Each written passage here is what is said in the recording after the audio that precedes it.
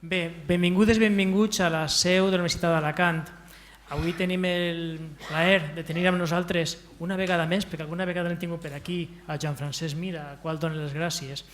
I el fet que tinguem a Joan Francesc Mira ve pel fet que, com sabeu, estem desenvolupant en la Universitat d'Alacant un cicle d'activitats culturals que es diu Ciència i Cultura en la Universitat d'Alacant.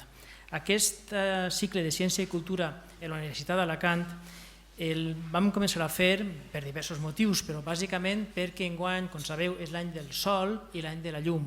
A partir d'ahir, tant el Vicerrectorat de Cultura, Esports i Política Lingüística, com la Facultat de Ciències, com l'Escola Politècnica Superior, com l'Institut d'Estudis Catalans, com la Cívica Escola Valenciana, vam aplegar forces per muntar aquest programa de conferències i exposicions. De fet, ja vam fer la conferència de Jaume Porta, vam fer la de Ramon La Piedra, vam inaugurar l'exposició de l'any internacional de la llum, vam inaugurar l'any de l'exposició dels sols i inaugurarem, us ho comento perquè estigueu també a la White, l'11 de desembre inaugurarem a la Universitat d'Alacant l'exposició Estudis d'Art. Estudis d'Art és una exposició que va estar a la Fundació Bancaixa de València i arreplega obres de 44 artistes valencians contemporanis.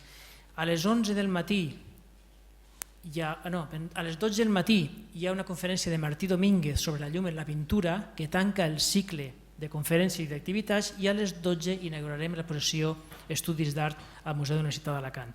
Per tant, una vegada més, agraïm a vosaltres la presència i agrair a tots els que hem col·laborat, l'institut, facultats i escola i valenciana i la cívica en totes aquestes activitats de ciència i cultura a la Universitat d'Alacant. Brauli, si vols. Molt bé. Bé, bona nit. Per part de l'Institut d'Estudis Catalans, la seva delegació a Alacant, que tenim aquí mateix, en aquest edifici, és una satisfacció tenir entre nosaltres a Joan Francesc Mira i que hagi acceptat de venir en aquest cicle divers de cultura i ciència on volem unir lletres i ciències que normalment van fent el seu camí. Ell ens descobrirà que poden fer el camí plegats. I res, agrair-vos la vostra presència i deixar-vos amb el presentador de Joan Francesc Mira, que és Rafael García Molina. Ell és professor de física a la Universitat de Múrcia, però és alacantí i exercix d'alacantí. Moltes gràcies i bona nit. Gràcies per la confiança i també per la responsabilitat que me pertoca. La presentació la faré, intentaré fer-la personal perquè és com la sent i la vull transmetre, així que començo pel meu primer contacte amb l'obra de Joan Francesc Mira, que va ser la meva època d'estudiant, quan jo vaig arribar a València, recent arribat un jove d'Alacant, arriba a València, cap i casal del Regne, i una ciutat perifèrica com era Alacant, i encara també avui en dia també ho és. En aquella època, que va ser l'any en què va morir Franco, València era una ciutat molt desconeguda per a Alacant, i els alacantins, entre ells jo, mai havien tingut aquesta visió de la València que emana cultura, que jo crec que és el referent. Allà vaig comprar un llibre en el qual me vaig iniciar en el coneixement del meu país, Som, llengua i literatura, de Joan Francesc Mira, publicat l'any 1974, que molts els coneixereu, i és el que em va servir de guia iniciàtica per aprendre consciència a nivell social, cultural, lingüística i també política del meu país, que és el País Valencià, i que des d'Alacant estant semblava aquesta consciència latent. Quan viatges a València la consciència aflora. Jo l'ho notat jo, la meva filla, la gent que ha anat a València, en poc que tingués els ulls i els cervells una mica oberts, ho trobes. Així que avui en dia és molt fàcil trobar informació sobre el nostre convidat, Joan Francesc Mira, en qualsevol enciclopèdia digital, Viquipèdia, per exemple. Així que us invito a consultar-la si no ho heu fet ja, segons la confiança que tingueu en els diferents cercadors. Però, aprofitant que parle de Viquipèdia i com a físic que soc, com a científic, és un producte quotidià imprescindible en internet i deixem que faci un comentari sobre la ciència bàsica i els seus resultats no previstos inicialment. Wikipedia, la enciclopèdia del segle XX-XXI, igual que la de Diderot, en aquest cas, Wikipedia naix d'internet, de la web, i això va ser un producte o un subproducte de la recerca bàsica en el CERN, el centre de recerca nuclear en Ginebra, que no estava previst, i mireu ara lo imprescindible que és recerca bàsica. Avui fa 100 anys i un dia, en termes carcelaris, de la presentació de la teoria general de la relativitat, que és un dels motius per als quals ens trobem així. I la teoria de la relativitat general, una entelèquia de poques aplicacions en la seva època, és la base del GPS, que tots usem, vulguem o no, i és quotidià. Així que, si no se deu adonat, això que acaba de dir és una reivindicació subliminar o molt directa de la recerca bàsica. No tot ha de ser aplicat, també la ciència bàsica és útil, a més de bella. Així que ara reprenc la meva presentació de Joan Francesc Mira amb un resum sobre la seva obra, que se resum en dir que és escriptor perquè escriu i és pensador perquè pensa el que escriu, no tota la gent que escriu pensa i diu el primer que li ve al cap. I ha manifestat les seues inquietuds literàries, culturals, socials i també polítiques en les seues vessants de docent, és catedràtic de grec a la Universitat Jaume I de Castelló, previ pas per la Universitat de Princeton i la de València. És antropòleg, sociòleg, novel·lista, columnista, articulista i traductor, que és la tasca que recentment ha culminat en l'obra, que parlarà una mica d'ella.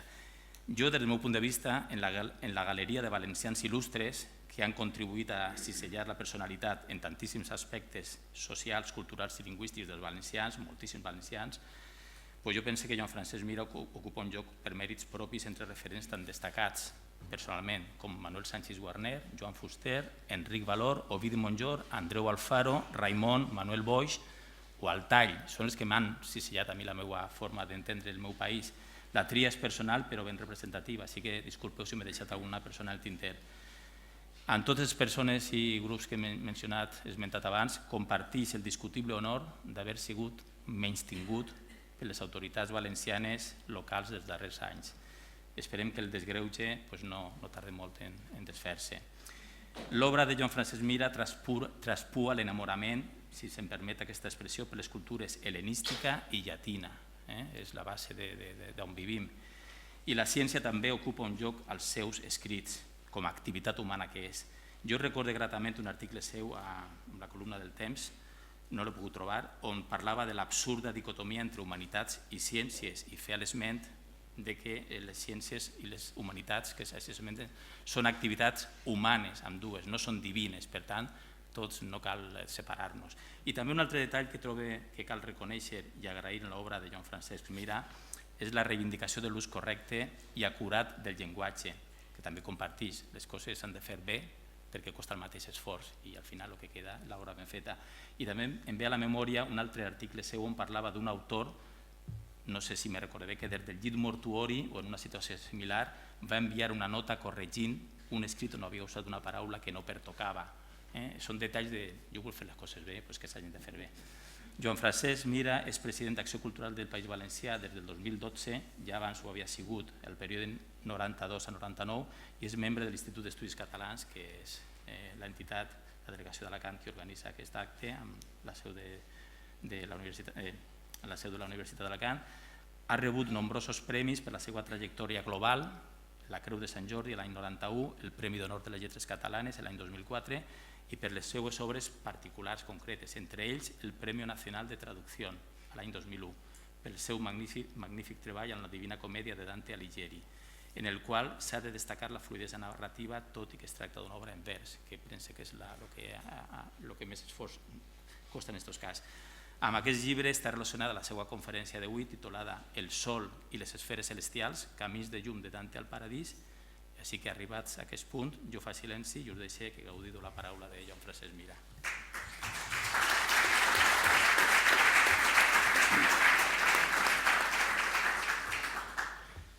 Bé, s'ha de dir només que estic, a banda que estava quan he arribat a Alacant, estava una miqueta cansat, conduint després de dinar i amb el sol de cara des de Castelló, i realment una cosa que estic comprovant és que passen els anys, en tinc molts, i jo m'hauria de fer una persona més sèria, més tranquil·la, més prudent, més discreta, més responsable, i no continua sent un insensat. I una insensatesa és haver acceptat la invitació de Brauli Montoya a participar en un cicle de científics. és una cosa que m'inspira un grandíssim respecte per la meva absoluta ignorància.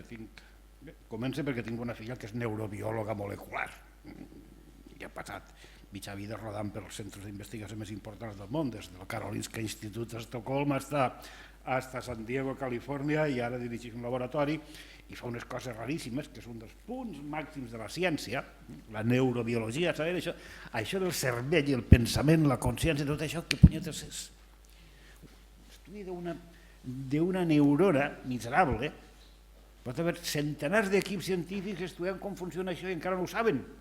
Quan més entres, més complicat és. Des de fora pareix tot molt fàcil. Mira, com es pareixia medieval, la terra, el sol, que pega voltetes, resulta que és molt més complicat. I l'altre extrem és la física, l'astrofísica, la física, la cosmologia, no diguem la física quàntica, que això ja és un misteri. El misteri de la Santíssima Trinitat és cosa de criatures, de xiquets de col·legi de monges, al costat de la física quàntica. Jo tinc un gran amic, Ramon Lapiedra, que sí ha estat, que és un grandíssim físic teòric, en el qual he passat hores i hores parlant de les coses que no sé. Jo el faig parlar d'ell, ell me les conta i jo no ho entenc. Ara estic satisfet. Ara ja sé que no entendre mai això que no ho entenc, és fantàstic. No entendre les coses i és una cosa, us asseguro, absolutament meravellosa.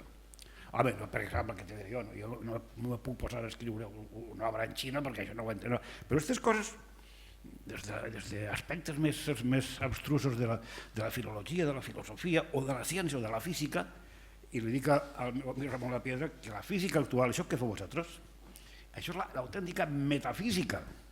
Sí, perquè és exactament, vas a buscar la realitat última, com diu Ramon Lapiedra, la consistència òntica, ontològica. Ostres, això ho diuen els grecs més primitius, aquells d'Àsia Menor, Tales de Milet, Anaxímenes, Heràclit, Parmènides, els filòsofs, els inventors de la filosofia. Ja deien això, buscar el sentit de la realitat última, i ho fèiem com podien. Qui sap de 600 anys o 200, si se'n riuran dels físics actuals, és que vinguin d'ací 200 anys, no ho sabem.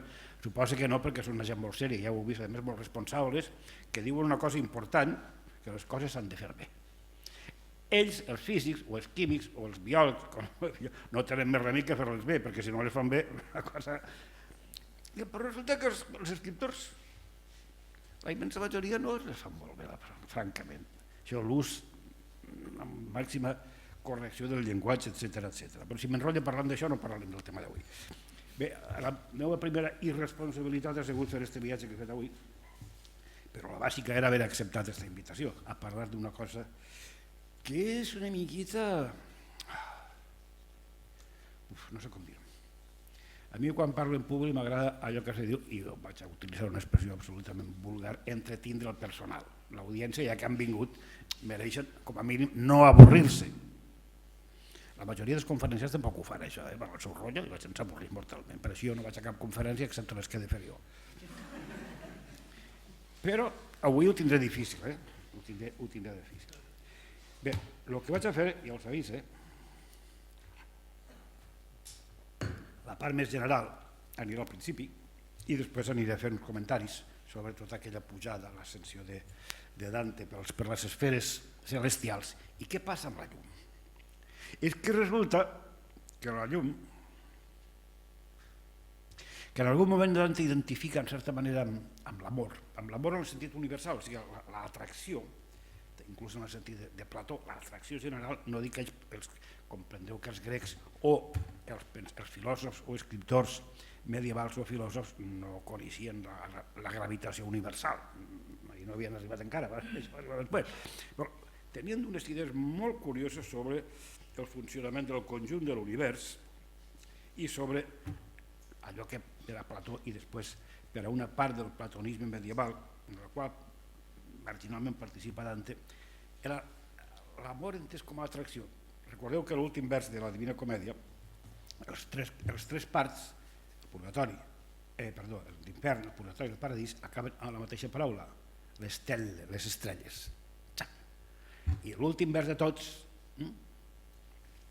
diu l'amor que muove il sole e l'altre stelle, l'amor que mou el sol i les estrelles. Evidentment l'amor que mou el sol i les estrelles, fixeu-vos, el sol i les estrelles, les fonts de la llum, les fonts de la llum, no pot ser l'amor, diguem, l'amor romàntic, l'enamorament, l'amor com a força universal. I arriba, segons va pujant al paradís, eixa llum intensa, que cada vegada és més intensa i més se va concentrar en un punt, que és la llum divina, la llum creadora, més identifica la llum amb l'amor. I això és la substància última, el tema, diríem, final, profund de tota la Divina Comèdia, que per a mi és la més gran obra de la literatura universal. És una cosa absolutament única, és un gènere de banda, no hi ha hagut res abans i n'hi ha hagut res mai després.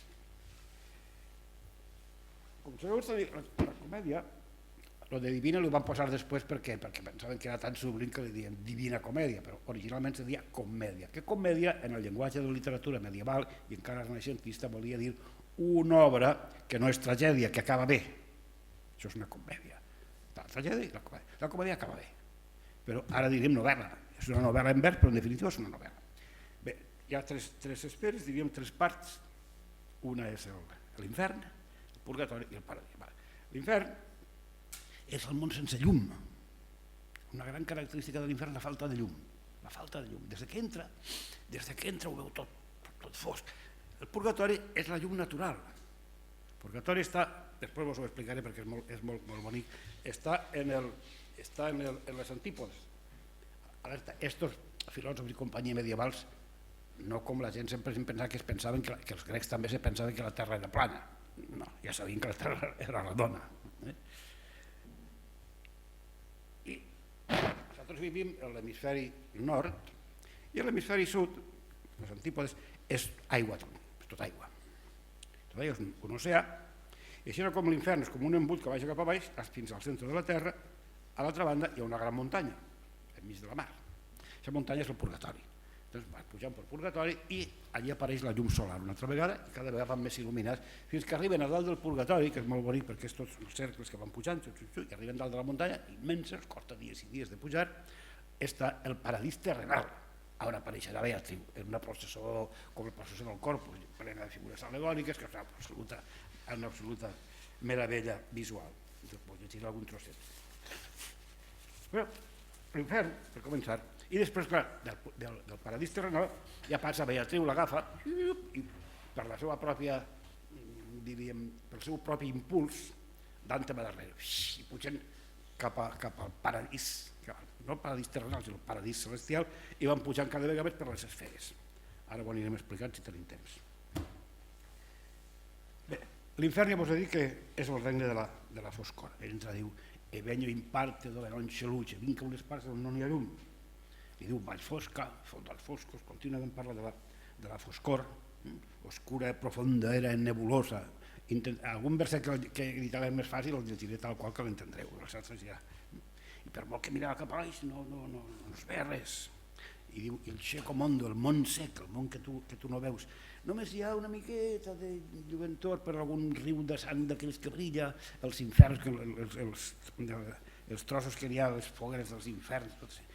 Un moment molt bonic en el camp 26 de l'infern, que és un dels meus preferits, que apareixen, ells veuen van baixant, això és com un immens embut, van baixant fins al centre de la Terra, i hi ha un moment que veu tota l'espècie de ball, que sí, una cosa enorme, veuen allà i veuen tot ple de flametes, les úniques flametes per ell que sol, aquells flametes són ànimes condemnades, però resulta que són ànimes que parlen, i apareix una de les flametes i parla, i és Ulisses, que li conta al final de la seva història, que és una cosa absolutament deliciosa, que està tot ple diríem, de figures, d'imatges que són absolutament incomparables. I quan més cap al fons vas, que és on estan els pecats més greus, la part més ampla de l'embut, la part més superficial, diríem, allà estan els pecats, diríem, està, per exemple, la luxúria, que és el més superficial de tot, perquè això se comprèn perfectament. És un pecat molt suau, no? Apareixen els pobres Paul i Francesca pegant botes, després la gola, que també és comprensible, i al final els pitjors són la supèrbia i la traïció, que estan al final, d'ahí està Lucifer. Per cert, Lucifer és el que ha provocat, i recordeu que Lucifer, el gran senyor de l'infern, que està al fons del tot, no n'hi ha llum, però tampoc n'hi ha foc. La llum i el foc, és a dir, la llum i l'energia i el calor, quasi s'identifiquen, i al fons els condemnats pitjors estan dins d'un estany de gel, estan dins del gel. I Lucifer també està tot els pèls, tot gelat. Bé, Lucifer està allí, i és el que explica també que tota la part del sud, tota la part meridional de la Terra, és tot aigua. Per què?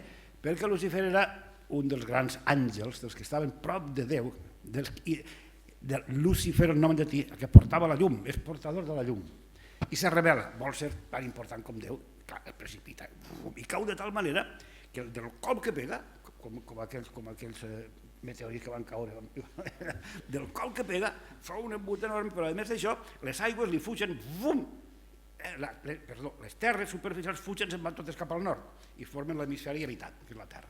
Allà només queda l'aigua i el purgatori.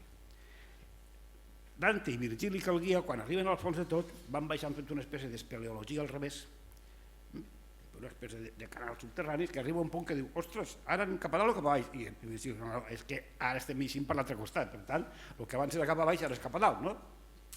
Continuant-se. Ixen i plas, i se troben la llum, la primera llum que havíem vist en molt de temps. Hi ha uns versos preciosos, diu, un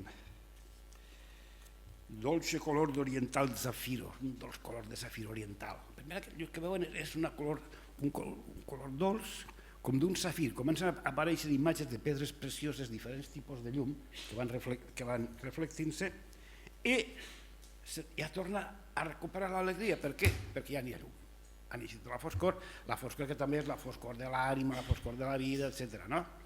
Recordeu que el primer vers, en el metge del camí de nostra vida, al mitjà del camí, em vaig trobar en una selva oscura, que havia perdut el camí. Dante, als 35 anys, ha perdut el camí de la vida i se troba en la foscor. La falta de llum també és la falta de guia, d'origen, de sentit de la vida, etc. La llum va adquirint tota una sèrie de sentits físics, també diríem morals, intel·lectuals i finalment diríem cosmològics, per dir-ho d'alguna manera.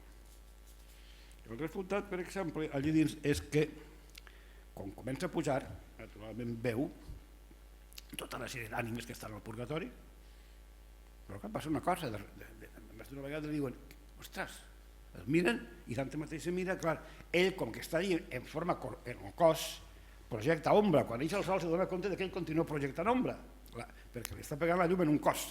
Els altres són els esperits, que són com una espècie de cosa fantasmal, estan fets d'una espècie de vapor, que això ho pensaven també els grecs i els romans. En l'altre món, en l'infern, que vol dir la terra inferior, els espais inferiors, estàs fent vius tota la vida avorridíssima, això és la idea dels grecs i dels romans. I clar, la llum te travessa perquè tu no tens cos. I Dante, sí que té cos, no li travessa la llum, fa ombra i queden tots... Que tu no eres dels nostres, què passa que projectes ombra? Què passa que a tu la llum t'actua de manera diferent? I hi ha coses d'aquestes, diríem, de curiositats. Fins que al final, no anem a tractar el purgatori, evidentment, fins que al final, quan apareix la processó mística en el jardí del paradís terrenal, finalment apareix un carro. Si heu vist alguna vegada d'aquestes processons del Corpus d'origen medieval, que de les que tenim així més prop, la de València és bastant emblemàtica, apareixen tota una sèrie de figures bíbliques de la història de l'Església, etc. I apareixen uns carros triomfals, apareixen tal, i això se va il·luminant. Cada vegada més se veu més llum, fins que al final apareix Beatriu, que és el secret de tot. Apareix Beatriu, i vos llegiré ja només la traducció. Us asseguro una cosa, no hi ha manera d'aconseguir ni la meitat de la quarta part de la potència de l'original italià. Això és insuperable i per tant qualsevol traducció, inclosa la meva, que no està malament, pues no. I el moment que comença, que apareix la figura aquella i arriba, hi ha unes figures que representen les virtuts, que representen els àngels que van volant, fixeu-vos tot al voltant de la figura de Beatriu que apareixerà, damunt d'un carro triomfal, tot, i diu tant. Fixeu-vos com per introduir la figura de Beatriu comença ja amb una forma de llum matisada preciosa, com la llum que veus tu de matí, quan el sol comença a aparèixer darrere del vel de la boirina matinal, diu: he vist a voltes quan comença el dia la part oriental tota rosada i la resta del cel d'un blau serè. i la cara del sol naixer velada, de forma que, ombrejada pels vapors, l'ull la podia sostenir més temps. O sigui, clar, tu el sol, l'origen de la llum terrenal, no el pots mirar. Però al matí, quan naix, està tota la potència del sol, però està velada. Així fou. Igual que quan veus el sol de matí, l'aurora mirant cap a l'orient, rosat així, però sí que el pots mirar. Així fou com dins d'un núvol de flors que pujava des de les mans dels àngels i que queia per fora i dins del carro, amb corona d'oliu sobre un vel blanc, sorgia una dona sota un verd mantell, vestida de color de flama viva. Aquests tres versos són un prodigi absolut. Sobre càndido vel cinta d'olivo, donna m'amarga sotto verde manto, vestida de color de fiamma viva. Teniu els colors bàsics. I finalment, què és Beatriu? Flama viva. Però ell, en tot el que representa Beatriu, l'ha pogut mirar perquè ha vingut velada pels pètals de les flors. Els efectes, diguem, de la llum, i això és una llum encara terrenal, però és la llum del paradís terrenal, és una cosa prodigiosa. Però bé, ara arribem al paradís. Normalment el lector de la Divina Comèdia la coneix de referències perquè forma part d'aquesta culturilla general a través dels adjectius dantescs, d'una escena dantesca. Reduir la imatge de la Divina Comèdia a l'infern és una barbaritat, perquè l'infern és allò que en el llenguatge modern més heavy, més bla, i té més atractiu en el sentit visual de vegades, però no és el més interessant. El purgatori és molt més humà, és molt més delicat, i quan arribes al paradís, que ja te perds. El paradís és una passada increïble. Has de llegir una altra vegada, i és una cosa absolutament incomparable. El que passa és més difícil, necessites tindre moltes referències, jo he procurat ahir posar, a vegades notetes a peu de pàgina perquè el lector pugui saber de què va, però també depèn de cada persona com l'han educat. A Itàlia encara continua una educació, per exemple, l'equivalent d'un batxillerat o ensenyança mitjana, la Divina Comèdia s'estudia un curs d'infern, un curs de purgatori i un curs de paradís. Milions i milions d'italians coneixen això perfectament. Ho coneixen perfectament. I a més ho passen pipa i té un èxit impressionant. Si voleu de passada, alguna vegada ho he contat parlant d'aquest tema, fa ja uns quants anys, estava jo en això que dius tu de la tecnologia, gràcies als satèl·lits de les emissions de televisió, que per a mi és un altre misteri, com per les imatges per ell.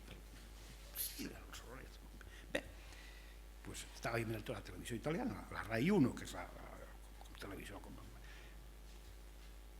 I era una nit, en l'hora aquella que diuen prime time, seria les 10 de la nit, per ahí, poc abans de acabar, seria el 30 per ahí de desembre, i de repente trobo a Roberto Benigni, l'actor, en un escenari, recitant la Divina Comèdia.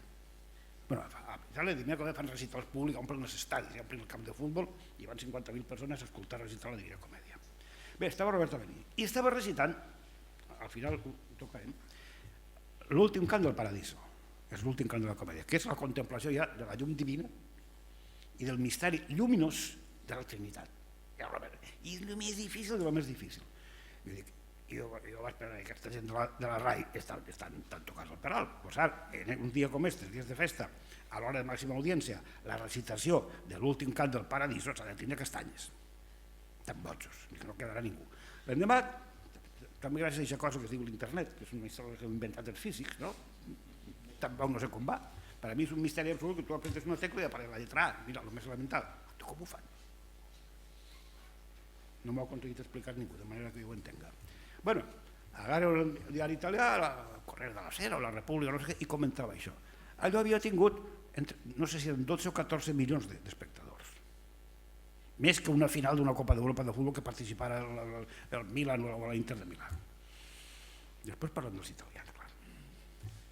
Sí, vull que aquestes coses que apareixen coses més dures, si la gent s'ha educat abans, una persona que m'acompanya parlaven de música, perquè a Àustria van els xiquets a l'òpera, clar, els papates de menuts estan preparant, a Viena naixen ja saben solfa, xiquets. I nosaltres en qualsevol coseta miserable ens conformem. I a aquest tipus de coses no els donem ni remotament el valor cívic, públic, que hauríem de donar. En fi, arribem al paraís. Què és això del paraís? Bé, no és una cosa com veiem després en la pintura barroca, que estan allí els nuvolets i tots els àngels i els sants per allí estan tocant la cítara i tots sentats damunt d'un núvol, i devien avorrir moltíssim, però en fi, no és això. El Dante és una altra cosa. I el Dante, segons van pujar al paradís, és llum i llum i llum de les 1000 maneres possibles i imaginables i moltes més. Penseu d'entrada que en la cosmologia clàssica i la copernicana i la medieval, fins a Ptolemaica, volia dir, la cosmologia ptolemaica, fins a Copèrnic i companyia, que per cert Copèrnic va començar a ensenyar això a Roma en temps del papa Alexandre Borgia, del nostre compatriota, i no hi havia problema, podia ensenyar el que volia. Després arribava la Inquisició i ja el pobre Galileu no podia ensenyar les coses, però mira, 100 anys abans, el temps dels papes Borgia, sí que se podien ensenyar. Bé, en la cosmologia tradicional, la grega, romana i medieval, que és d'origen oriental, mesopotàmic, la Terra és el centre de l'univers, com sabeu, i si no mireu, el Sol li pega voltes a la Terra, ho podeu comprovar cada dia, mireu com és el Sol, tu t'estàs quiet i el Sol passa així, que sí. No te mous, està quiet, el Sol pega la volta, què fa el Sol? Va per baix, i torna a eixir, ja ho diuen els egipcis, no? I torna a néixer el Déu. Bé, per tant, el Sol i la Lluna, què fa la Lluna? Tu la veus ahí, després la veus allà, després la veus allà, i després el dia torna a aparèixer, la veus ahí, què fa? Pega voltes també. El Sol li pega voltes al voltant de la Terra. Primer la Lluna, després el Sol, i després els planetes. És una espècie d'esferes, que són les primeres esferes celestials, allà estan els planetes, cada planeta, la Lluna i el Sol també eren planetes, vist d'una altra manera, tu vas pujant i aquestes esferes on circulen els planetes, fan les òrbites, que ja més o menys els grecs ja les calculaven. I després de tot hi ha una esfera exterior, que és l'esfera de les estrelles fixes. Totes les estrelletes estan fixes, no roden al voltant de la Terra. Les estrelles fixes. I qui veu tot això? Això segons la teoria d'Aristòtil. Hi ha una esfera encara més exterior, que és l'última allà, però això és immòbil. Això és la que fa moure, en la teoria aristotèlica, el que es diu el primer mòbil, el mòbil original, que això ja és una influència directa de l'energia divina que fa moure totes les estrelles de totes les esferes dels planetes. Ara m'ho pareix una cosa molt ridícula, molt infantil, però elaborar aquesta hipòtesi tenia el seu què. Penso que a partir de l'observació d'una realitat visual que no té res a veure amb això. Això s'havia de fer tota una elaboració, inclús fent tots uns càlculs, i gràcies a haver fet aquella elaboració i aquests càlculs després s'han pogut elaborar les hipòtesis ja més ajustades a l'observació. Resulta que vas pujant.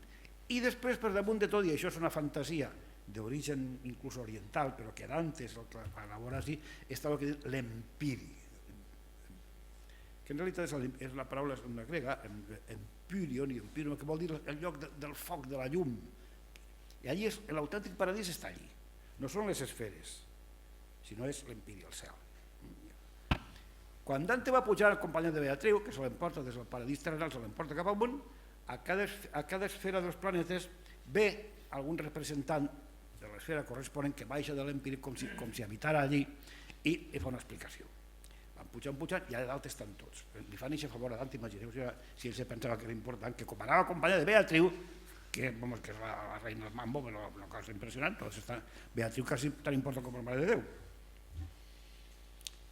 I ells se van encenent, segons van pujant, se van encenent també d'aquesta espècie de força interior de la mateixa lluminositat, del que els medievals en llatí diuen lumen gloria, la llum de la glòria, que és una potència visual, penetres en les coses, veus moltes més coses i moltes més clares, i al mateix temps és una espècie de llum o d'il·luminació interior. Jo tenia fotocopiat d'algunes edicions italianes un esquema d'estos cercles, des d'ahir no es veurà, com que això dels retroprojectors molt antics s'ha acabat, es diu que en tenien un, però devia estar ja en algun armari arraconat, perquè això ja... Bé,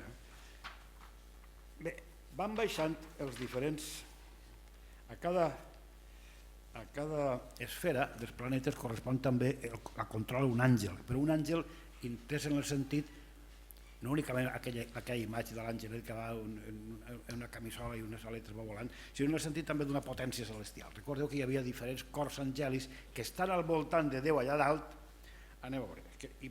Ara imagineu, feu una miqueta d'esforç d'imaginació. La Terra està en el centre i comencen les esferes, que no se sap de què són. Alguna matèria transparent, però més o menys consistent per a que faça l'esfera va rodant i roda el planeta corresponent en aquesta esfera. Està enganxadet, va rodant. Haureu sentit alguna vegada la música de les esferes. És com una gran maquinària que inclús té una espècie d'harmonia celestial. L'harmonia celestial perquè estan entonadetes. I això el responsable és una potència divina, una forma d'influència divina que són els àngels. Hi havia els cors angèlics que en realitat resideixen dalt, però actuen cada un sobre una esfera. A mi quan anava a l'escola m'ensenyaven àngels, arcàngels, dominadors, no sé, algú de vosaltres no sé si ho recordarà, tota la jerarquia dels àngels, les potències, dominacions, trons, i finalment els que estan més prop de... els que estan en les esferes superiors, però en l'empiri més prop de Déu, perquè allà dalt hi ha un centre lumínic i les esferes van al revés. El centre de la llum és el punt de la divinitat, no és la Terra. Una són esferes així, com un tutor, i l'altra és així. O sigui, hi ha les esferes que roden així, planetes, etc., i finalment les estrelles fixes, quietes, per damunt de l'esfera exterior quieta, roden les esferes interiors, la fantasia és preciosa, i dalt està l'autèntic paradís. Què passa? Que els habitants del paradís van baixant, quan Dante va pujant acompanyat de Beatriu, és com si Beatriu tocara el pit i l'esfera baixa. I baixen sants i grans herois, representants de cada esfera, baixen a l'esfera que van pujant i van fer la seva explicació, que és en el que consisteix. Aquesta és la qüestió. Tot això és una cosmologia i una espècie de camí també interior. Torno a dir que aquestes idees o imatges són remotament d'origen oriental. Se troba inclús en oracles de caldeus, de Mesopotàmia, etc. Hi ha una gran influència de lo que és el platonisme, l'idealisme platònic, que s'imagina també una espècie d'emanació de la llum divina va emanant, i la llum divina no sabem si té una consistència pròpia, i aquells medievals, segons uns, i aquí està la teoria de la llum, segons uns la llum és una realitat a banda, és una realitat pròpia, que tot ho inunda, la llum està difusa per tot, no té límits, tot és llum, tot el món és llum. I altres diuen que la llum, segons l'escola més aristotèlica, i Sant Tomàs d'Aquino, que la sintetitza a l'edat mitjana, al segle XIII, poc abans de Dante, la llum és una qualitat dels cossos. I hi havia una certa debat, la llum té una substància pròpia, és una cosa independent, és una realitat autònoma, és com si una espècie de bany general, una espècie de no sé si ha de dir un plasma o què, algo paregut, no sé per dir-ho, un èter, però l'èter no és la substància lluminosa, la llum com a tal, perquè inclús per fora de l'empiri de tot hi ha una cosa que és la llum indefinida, la llum és infinita i dins de la llum estem tots, i la llum per tant existeix a part. Segons l'escola més aristotèlica, que és molt més realista, diríem, no, la llum és una qualitat dels cossos, els cossos emanen llum o reflecteixen la llum, i no saps què és més bonic. Jo parlo sempre en termes de metafòrico, poètics i literaris. Per a uns la llum és com un lloc, l'espai és llum, l'espai. Si és una llum, diríem, terrenal, els objectes, els cossos compactes la interrompen. Ja sembla que hi ha algunes partícules que passen a través dels cossos, els neutrinos famosos, no? I ho passen, jo ja ho havia pensat. Hi ha alguna cosa que passa a través dels cossos. Però això, clar, això ja té una potència celestial. Suposa que els neutrinos deuen tenir una potència divina o alguna cosa així, no? Passen a través dels cossos, misteri. Però, en fi, això no ho fa la llum natural. La llum celestial sí que pot fer-ho. Hi ha una potència de llum, d'irradiació directament divina o angèlica, que passa a través dels cossos. Però, clar, això també són... Allà dalt el que n'hi ha són cossos beatífics, els cossos celestials, que ells mateixos també són llum. Són com a flames vivents, en el sentit que ells mateixos també irradien llum. I tenen, fixeu-vos que és una cosa també d'origen molt, molt, molt antic, anterior als grecs. Els sants com els representem en la nostra iconografia, amb un halo de llum. Al voltant de tot el cos, com en la pintura romànica, o al voltant del cap, hi ha un cercle de llum, o un redolí, o un halo, o una irradiació. Això és una figura, una imatge visual lluminosa molt, molt, molt antiga, i Dante l'aprofita. Els cossos dels sants, els benaventurats, irradien llum, o en forma de halo o en forma d'irradiació. Recordeu la imatge de la irradiació de la llum, que la Divina Comèdia apareix contínuament en una gran part de la pintura medieval, i barroca sobretot apareix.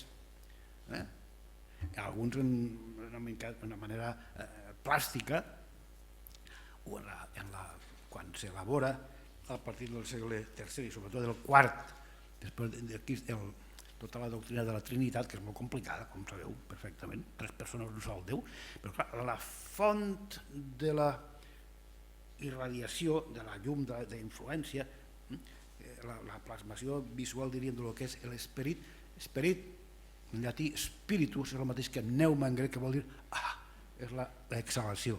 Això és el que vol dir originalment. Jo en la meva traducció del Nou Testament sempre dic l'alè, l'alenada sagrada, això és l'Esperit Sant. Per això, en la forma luminosa, que és una irradiació, i teniu un dels exemples màxims, suposo que haureu estat, i si no heu estat, heu d'anar un dia o altre, encara que cada vegada és més complicat. A Sant Pere de Roma, a la Basílica de Sant Pere, al fons, darrere de l'altar, està aquella glòria de Bernini. Hi ha un centre d'estar al Colomet de l'Esperit Sant amb un vidre blanc molt lluminós per on entra la llum, i després hi ha tot un espai d'irradiació dorada, més blanca i dorada. Són els colors de la intensitat, això és l'Esperit Sant, està allà i irradia. O sigui, aquesta imatge visual així va apareixent contínuament.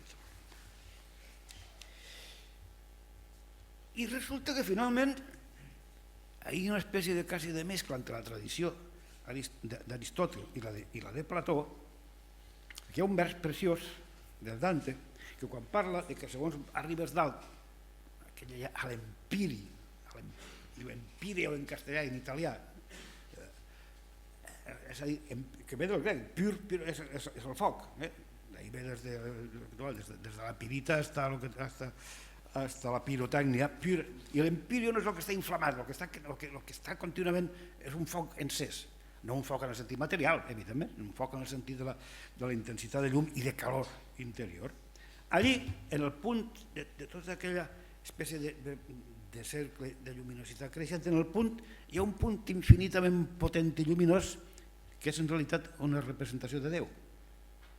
Ahí està concentrat. Igual seria el punt abans del Big Bang, ahí estava concentrat tot, tota la matèria i l'energia estava allí concentrat, un punt. I diu Dante, da quel punto dipende il cielo e tutta la natura. Da aquell punt depèn el cel i tota la naturalesa, aquell punt luminós d'intensitat infinita central. Però és que Aristòtil, en la metafísica seva d'Aristòtil, metafísica alerta, en les obres d'Aristòtil metafísica és el llibre que va després de la física, si no li he dit metaquímica, és el llibre que...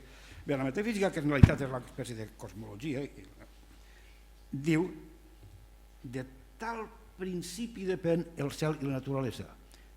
Dante agafa la paraula principi, que en Aristòtil té un sentit conceptual, Dante la transforma en un sentit, diríem, visual, en un punt infinitament lluminós que representa el punt central de tota la realitat còsmica. Ara, els físics ja teniu feina. Venen després. Però al mateix temps tot això també és llum interior, és llum intel·lectual, és capacitat de visió, és capacitat de comprensió, que és en realitat el que li està explicant tot el temps Beatriu. Beatriu és l'encarnació, és un personatge femení d'una potència incomparable, perquè és la que ho sap tot. És la que ho sap tot, i la que il·lumina tot, i la que té la màxima potència. És la gran doctora, la gran científica, filòsofa, teòloga, etc. I el pobre Dante, ella li pega calbot, i li ho explica, fins que ho deixa per impossible. Això no ho entens res en la vida si no tens aquesta llum Quan comença a rebre la llum de la glòria, i arriba un punt i s'inventa un verb, segons va pujant aquesta lluminositat, s'inventa un verb que diu que gràcies a Beatriu començava en la paraula italiana preciosa que és transhumanar, és a dir, a superar la seva pròpia condició humana, a transformar-se des de la seva pròpia humanitat en alguna cosa superior. És molt difícil d'entendre, però és preciós. I és gràcies a Beatriu. Beatriu va pujant, ell va darrere i Beatriu li va explicant, apareixen sants, etc., figures de la història que són sants, i li van explicant. I si voleu saber en què consisteix tot això, ho llegiu, que per això està. I vos puc dir que això és una meravella incomparable. Des de la part inicial, evidentment el que està més prop de nosaltres, la primera esfera, que també estan els sants que tenen menys mèrit, gent que no han tingut molta potència. Gent, per exemple, diu que no va complir els vots, etc., que en fi, s'han salvat perquè Déu és bo i al final mira, ho ha arreglat, però no tenen. I això, Dante, quan arriba a la lluna, a l'esfera de la lluna, ja té una intriga. Els forats de la cara de la lluna, què són? Ell ja començava a fixar-se bé, i quan ho miraven bé, veien que la lluna tenia... I això eren els forats. Recordeu que moltes vegades en les representacions de cine populars de la lluna, inclús fins al segle XIX, apareix com si hagués tingut la verola, com tots uns foradets, uns forats. Què eren això? Beatriu ho explica. Són diferents densitats de la reflexió de la llum. I llavors allí els mateixos sants encara són una miqueta pàl·lids.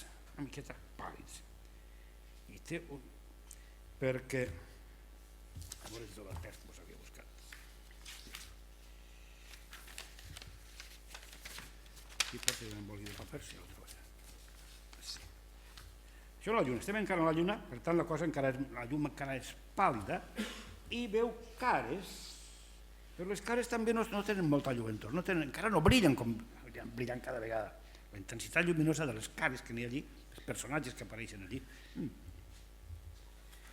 I diu, com en un vidre, Dante moltes vegades, quan parla de la refracció i tal, fa observacions de la ciència del seu temps, d'òptica, etc., que sabia una miqueta de què anava, però ho converteix en literatura, la seva obligació. Com en un llibre transparent i net, o en una aigua ben nítida i tranquil·la, no tan profunda que el fons quede fosc, el perfil de la cara es reflecteix tan dèbil com una perla en el front. Fixeu-vos que bonic és. Una perla blanca en un front, el front ideal d'una dona medieval o inclús del Renaixement era la pell blanca, com més blanca més... Una perla blanca sobre un front blanc, doncs així reflectien aquelles cares. Així vas veure cares disposades a parlar-ne i caiguien l'error contrari, etc. Fa la comparació de la imatge de la cara, aquelles cares pàl·lides, com una perla en el front. Espera que això vindrà després. Són quasi les 9. Diu que arriba molt feble a les pupil·les. Ja fa diferents consideracions sobre, per exemple, sobre la intensitat de la llum. Com més lluny està, menys intensa, els colors també s'apaguen, segons la reflexió. Per exemple, la caritat, l'amor, és una cosa que se pot multiplicar sense perdre res. Diu, com les imatges repetides d'un espill. Si poses dos espills de cara, se van repetint. Diu, les imatges són, se pot repetir la imatge quasi a l'infinit, però no es perd. Quan tu vas donant amor, tot això que tu tens, per molt que dones, sempre en tens. No se perd, no? Per molt que intentes, per molt que vas tu de cara als altres, no se perd. I Dante que recorda des que apareix Beatriu ja en el paradís terrenal, en el carro aquell triomfant, etc., i segons van pujant no para de mirar-la, i de tant en tant quan el mira Beatriu li transmet una espècie d'energia, una força en els ulls, i Beatriu comença a pujar a l'esfera següent cap a dalt i Dante va darrere com un coll. En els ulls el puja. Hi ha un moment que versos com és que em diu, ell vol preguntar, i Beatriu em va mirar amb ulls divins i plens d'amor, espurnejant tant que els meus varen recular vençuts i van mirar a terra vacilants. No pot resistir la intensitat de llum dels ulls de Beatriu. Beatriu arriba a un punt que per pegar-li un calbot i dir-li que és un ignorant, el mira. I quan el mira, ella estava mirant a Beatriu. Quan és Beatriu, es gira i el mira, l'encega. I té que no va poder resistir i van mirar a terra vacilants els ulls de Dante. Bueno, i comença i apareixeran unes quantes imatges sensacionals. Va al segon cel, que és el de Mercuri, etc., uns esperits actius. Al tercer cel, que és Venus, que són els esperits amants, i cada cercle també té un color i una llum diferent. Els esperits savis que apareixen, filòsofs, etc., els esperits militants, i aquí apareixen unes imatges molt curioses, els esperits que han sigut, per exemple, guerrers sants, les colades, els màrtirs, etc., que tenen alguna relació en la sang, i per tant el color és Mart, que és el déu de la guerra, i la llum és en color roig. Però quan apareixen tota una sèrie de... aquells sants diu, i tot d'una semblança en la claror, nasqué un esclat de llum damunt de l'altre, més i més i més. Hi ha com unes estelletes, com unes guspires, i llavors torna, davant d'aquella imatge, d'aquelles llums que volen per allí, torna a mirar i mira cap a Beatriu, però Beatriu resulta que ja és indescriptible. Diu, però Beatriu m'aparegué tan bella i somrient que és millor que la deixe, amb les visions que escapen al record. Això és que ja no se pot explicar. Després els ulls meus recobraren força per alçar-se, després que s'havia encegat la visió de Beatriu, la llum era massa intensa, diu, i em havia transportat a través de la potència dels ulls, sol amb la meva dama, a un cel més alt, un altre cel i un altre.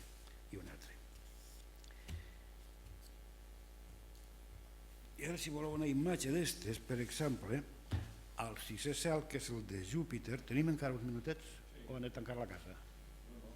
És que...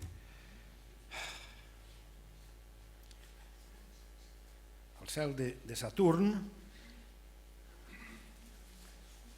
no, perdó, encara estem en el cel de Júpiter, que són els esperits justos, i apareix una cosa molt curiosa, una forma d'àguila feta també de llumenetes com a pedres precioses.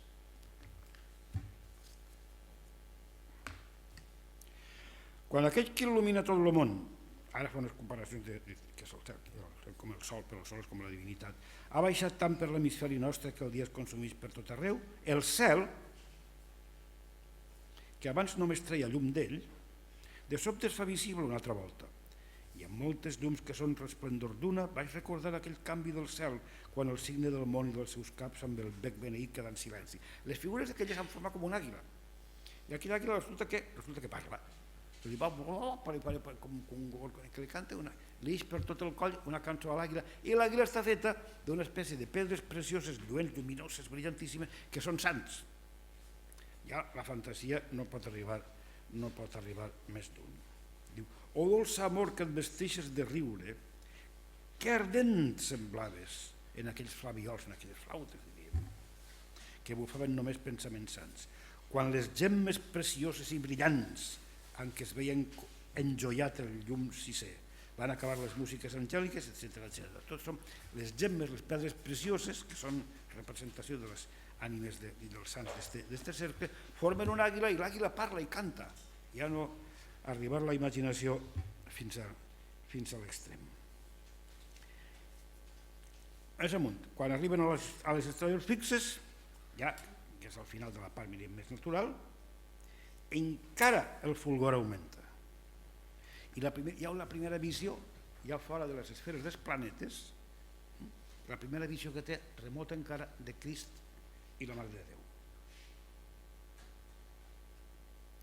Diu, i per la viva llum transparentava tan clara la substància lluminosa que els meus ulls no podien sostenir-la.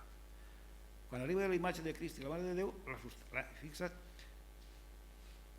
la substància mateixa és lluminosa, però no pot suportar-la ja.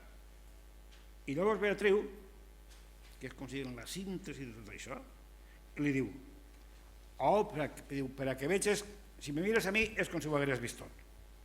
Obre els ulls i contempla com sóc jo.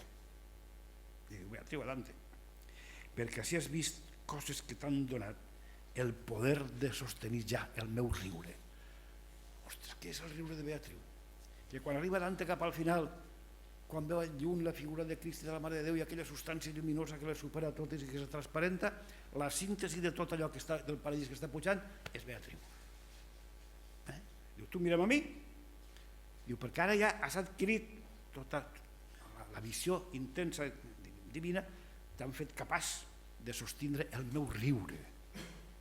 Clar, el riure de Beatriu ja és l'encarnació material, la cara d'una dona joveneta, hi ha de tot, de l'amor, del coneixement i de tot, però la imatge és absolutament prodigiosa. Com en un altre moment que Dante també estava mirant coses, però després veia tota la realitat del paradís en els ulls de Beatriu. Se la queda mirant. I Beatriu li diu, no em mires tant, diu que el paradís, li diu Beatriu, que el paradís no és tot en els meus ulls.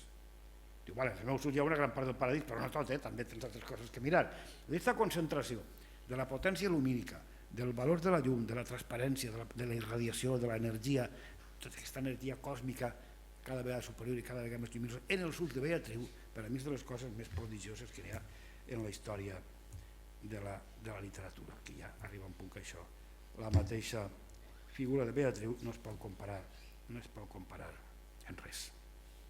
Bueno, arribat a dalt, ja a l'Empyrean hem acabat totes les esferes, tot el primer mòbil, tot, i estem dalt a l'Empyrean, que és l'autèntic paradís. Arribat a dalt, que només apareix al final. Té una forma, el que s'ha dit sempre, com la rosa mística, és com un immens amfiteatre, immens, on estan allí tots els benaurats, tots els santos, estan allí, voltant, dividits per una espècie de sectors, no? Els de tal especialitat, de l'altre, els màrtirs, els sants, les dames, tots dividits, i pel seu origen de l'Antic Testament, del Nou Testament, però estan tots en la contemplació divina. I estan en la felicitat final i absoluta, contemplant els ulls, mirant aquella llum que es va difonent, que és una llum que produeix la llum mateixa produeix aquesta felicitat. Però a més, des de més amunt, des de dalt, on estan els cors angèlics també, i està aquell punt luminós que és Déu, des d'ell baixen, no paren de baixar una espècie d'àngels, que això és una imatge molt de Plató, volant, que van difonent la mateixa llum en les sales, quan volen van difonent la llum i la felicitat. T'has d'imaginar allà milions de persones allí i milions d'àngels que van baixant i van els mateixos, en el seu vol els àngels difonen la beatitud o la felicitat. És la rosa blanca del final. I al final, ja com que ens estem passant del temps, en l'última invocació, espero a veure si podria llegir un trosset encara.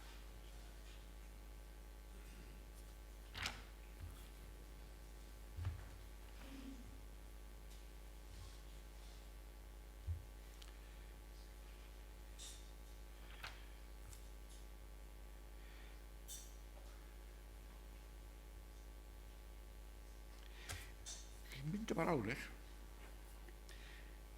Diu, en forma doncs d'una càndida rosa m'apareixia la milícia santa que Crist va fer esposa amb la seva sang. Però l'altra, que canta i veu, volant, la glòria d'aquell que n'enamora i la bondat que la va fer tan gran com un eixam d'abelles, diu, que s'enflora, en aquella llum les abelletes, com si fora les abelles que van traient la mel de flor en flor, una vegada i l'altra i sempre torna allà on el seu treball ja és tot sabor, descendia la gran flor que s'adorna amb tantes fulles i després pujada allà on el seu amor està per sempre. Dalt està l'amor, que és la llum màxima, que és el punt de la intensitat lluminosa de Déu, i des d'allí és com si baixaren els àngels com abelles i van difonent aquella lluminositat i aquell amor. Diu, i el fet que entre la flor i el cim del cel s'interposés tanta espessor volant, tanta espessor com dels àngels d'aquells volants, fixeu-vos, no impedia la vista i l'esplendor. No arriben, diríem, a tapar la llum en absolut, perquè la llum, ahí també hi ha la llum suprema, perquè la llum de Déu va penetrant per l'univers segons com és de dignes, segons els diferents estrats de l'univers. I no hi ha res que hi pugui ser obstacle. A aquesta llum divina no se li pot interposar res i per tant penetra fins al final. Aquest regne segur i ple de joia, la felicitat eterna, poblat de gent antiga i de gent nova, té en un sol punt l'amor i la mirada. Ja arribem a la Trinitat, en un sol punt. Està el punt màxim de la llum. O trina llum que en una única estrella que brilla davant d'ells i els satisfà. Hem arribat a on havíem d'arribar des del principi, que és la contemplació suprema del misteri suprem, que és la substància final de Déu, que en la teologia cristiana, com sabeu, és la Trinitat. I ahir s'acabarà. S'acabarà, ja sabem. I si no la trobem, la busquem ahir.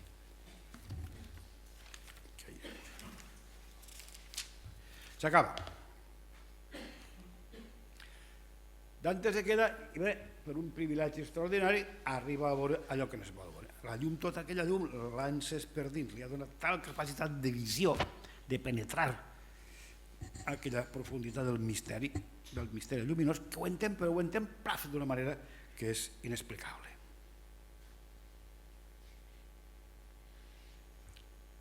Déu, el misteri final és que la llum divina, la llum final, que és l'explicació i el fons de tot, està sola, però ella mateixa, aquella llum divina, ella mateixa se comprèn a si mateixa.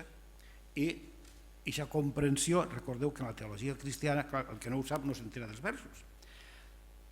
La comprensió és la raó, el famós logos en grec.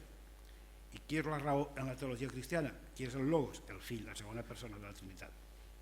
Recordeu que l'Evangeli de Sant Joan comença dient en el principi hi havia la paraula, verbum en llatí, en principi era el verbo, o en grec, entergenho logos. El logos famós, la raó, la comprensió profunda, és la segona persona de la Trinitat.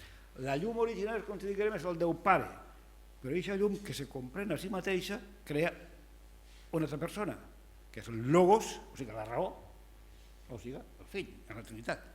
Tant ell no ho diu, però clar, s'ha d'entendre així. I després, mirant-se i comprenent-se, se somriu de manera amorosa, i això és l'Esperit Sant, que és l'amor entre un i l'altre. O llum eterna que estàs sola en tu, et comprens sola, i per tu compresa, si a tu mateixa compresa per tu mateixa, i comprenent, t'estimes i et somrius. Clar, Déu, quan són tres persones, no poden eixir en comprensió, la part racional, i en afecte, en amor, no poden eixir d'elles mateixes, perquè és el màxim. Per tant, el misteri de la Santíssima Trinitat és llum, però és una llum que és al mateix temps de comprensió racional i d'emoció, diríem, i de sentiment. I et somrius, que és una delícia absoluta. I això és la Trinitat. O llum eterna que estàs sola en tu, et comprens sola, i per tu compresa i comprenent, t'estimes i et somrius.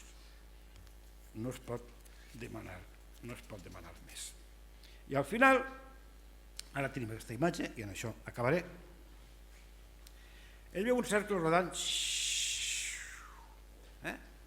aquell cercle rodant que pareixia, perquè un cercle, en aquell punt inicial, allà està tot, i roda. Com ho veu? Misteri. Si voleu entendre-ho, aneu pujant les esferes del paradís, al costat de Beatriu, vos il·luminarà i la potència visual, la llum dels vostres ulls també augmentarà i ho comprendreu, i si no, tururut. Aquell cercle rodant que pareixia que era engendrat en tu, per la llum, com llum reflexa, hi ha un cercle rodant que està engendrat per aquella llum eterna divina del punt central, és llum, però que és com un reflex. Què és això? En observar-lo amb un poc d'atenció, em va semblar dins d'ell amb el mateix color pintat amb una imatge nostra. Allí li va semblar que veia una imatge humana, és a dir, la segona persona que se va fer home, Jesucrist, que s'ha encarnat, per tant té cara com una imatge nostra. Per això vaig clavar els ulls en ells, queda mirant, diu, ostres, això què? Mira, té una cara, això és el fill, que s'ha fet humà, allí. I ara diu una cosa curiosíssima, per ser al final, dius, he dit, no hem tingut temps de concretar-ho, que Dante tenia una gran formació, no solament filosòfica, teològica, sinó científica per la ciència del seu temps, i hi ha imatges contínuament de la física d'aquella època, clar, etc. Però, mireu, per entendre el misteri d'això, sabeu que una de les coses que intentaven, ja els àrabs, etc., era la famosa quadratura del cercle. La quadratura del cercle vol dir com se pot reduir la mateixa superfície d'un cercle a la d'un quadrat. Una de les maneres era anar fent arestes, però mai arribar a coincidir, per tant és un problema impossible.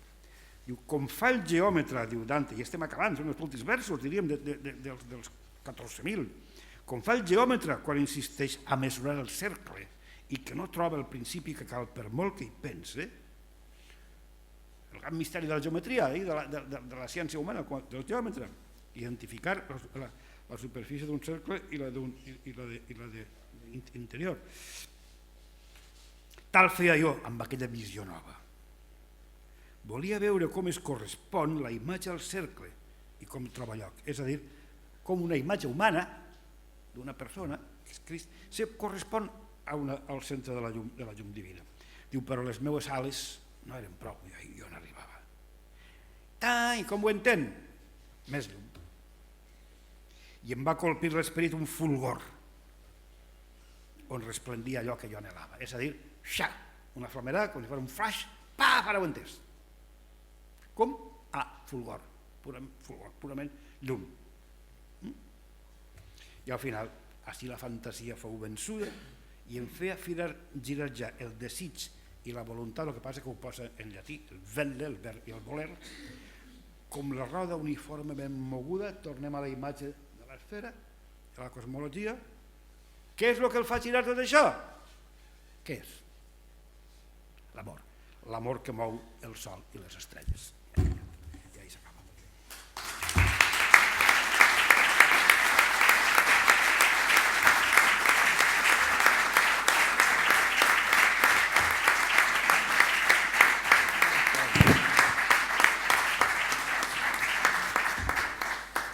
Bé, després... Hem aconseguit mostrar que no es pot aclarir res. Hem entrat en els dominis de l'inexplicable i com que això, si intenteu concentrar-vos molt així, i quan vos arriba el fulgor aquest, direu, ara ho entenc però no puc explicar. Bé, si algú creu que li ha baixat la llum al seu cervell per fer alguna intervenció o alguna pregunta que vulgui fer-li, suposa que si no està molt cansat...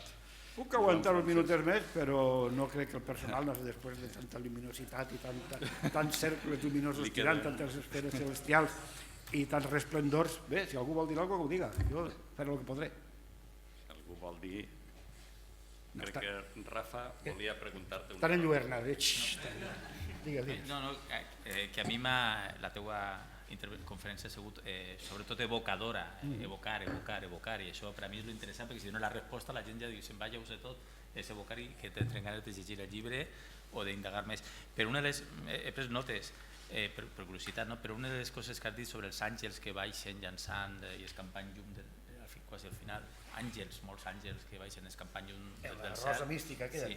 A mi la vocació m'ha dirigit la vista cap a ells, a la festa d'ells.